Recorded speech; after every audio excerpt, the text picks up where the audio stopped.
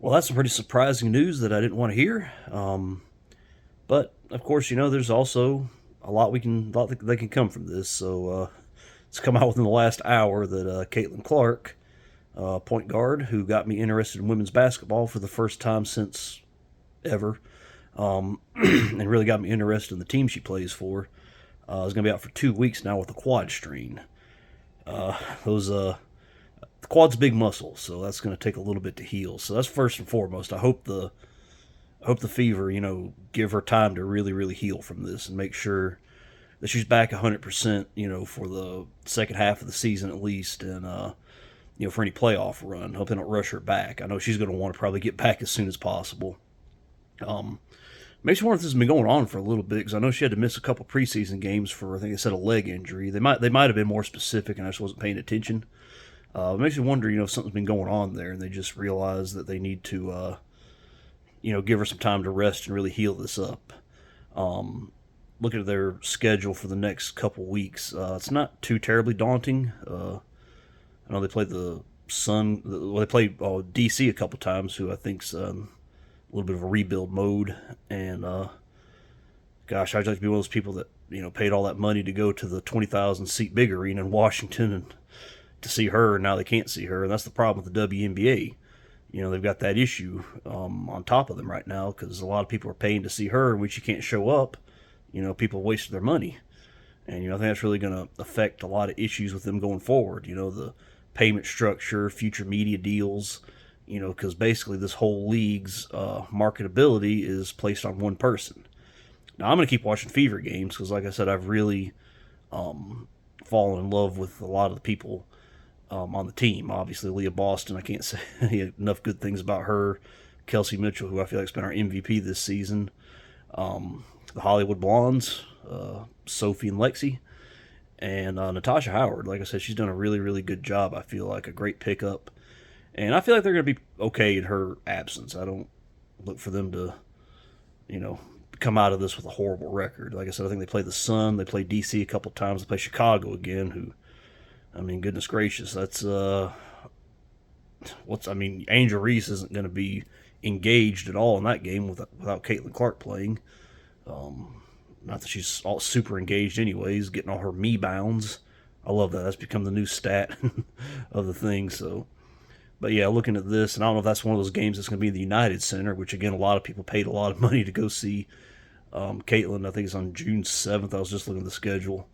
I doubt she'll be back by then. If it's going to be 2 weeks, so yeah, a lot of people paid money to see her, and now they don't get to see her, and that's a league problem. They should be able to be without one person and not have everything fall immediately, but it doesn't look like the case, and makes you wonder how many people are going to be begging for refunds now, and if they're going to have to go back to the small arenas without her. I mean, I hope not. I hope they appreciate the entire team. It'll be good to see what they can do in her absence. And it makes me wonder, because they've had this just baffling strategy all year of having Caitlin be an off-ball player, which is about the stupidest thing you can imagine. And like I said, there's been times in the game she just didn't seem engaged, and obviously I thought, okay, they're using her as a decoy, but maybe they were just trying to protect her and help her out some. And maybe they just finally decided, okay, we need to keep you out a little bit. So, good opportunity for everybody else, but devastating news for the league. Just such a great opening weekend, such a fun opening weekend, culminating with that Fever win over the Sky. Caitlin's triple double, the whole team just looking amazing. And then they've got this investigation into phantom racist calls and heckles that never happened. They're not calling out any of the racist stuff that's been said towards Caitlin Clark, which that's their prerogative not to, but you need to be consistent if you're the WNBA. And now that, like I said, they've had three pretty ugly games: two against the Dream and one against the Liberty. Three horribly officiated games and just two ugly slugfests.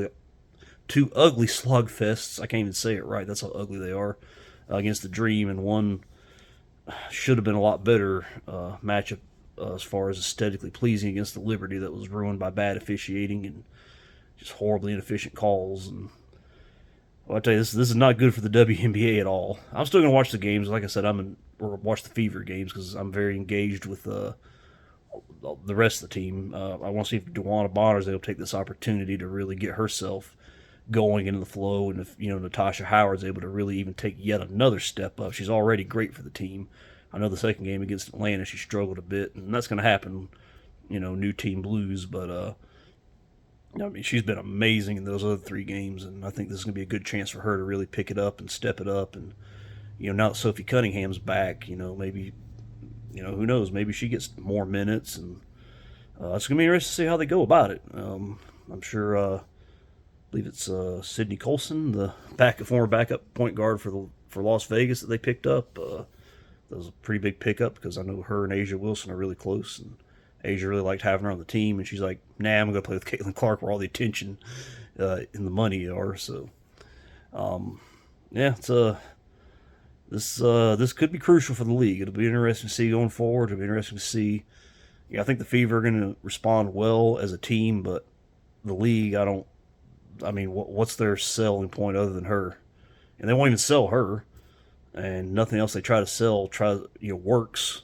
Nobody buys it, and so they better be praying to the healing gods that Caitlin's able to heal quite nicely and quite quickly. They can't afford to have her out for too terribly long, and I hope this isn't an indicator for her going forward. She played all 40 games last year and seemed pretty durable despite the beating she took. And did she work out too hard trying to gain that muscle to absorb the beating this year? It's just one of those things you kind of have to wonder. I know she's never going to call out the league or say anything. I'm sure she'll probably take all the responsibility herself because that's what she does. She knows she's the face of the league and doesn't want to make them look bad. But this changes a lot. It's kind of shocking, and it's interesting to see how the league goes and how much more air this takes out of their balloons, and if they're able to how much of it they're able to fill back up once she gets back going again.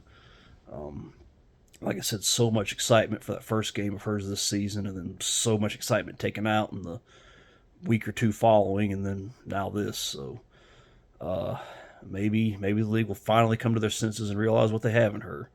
I doubt it. I don't see that happening, but hey, stranger things in this world have happened. So hate that. I mean, I hate it for her, and I hope she gets to feeling better. But we'll have to see. So thank you guys for watching, and we'll see. I guess we got something unexpected, but something to look for going forward.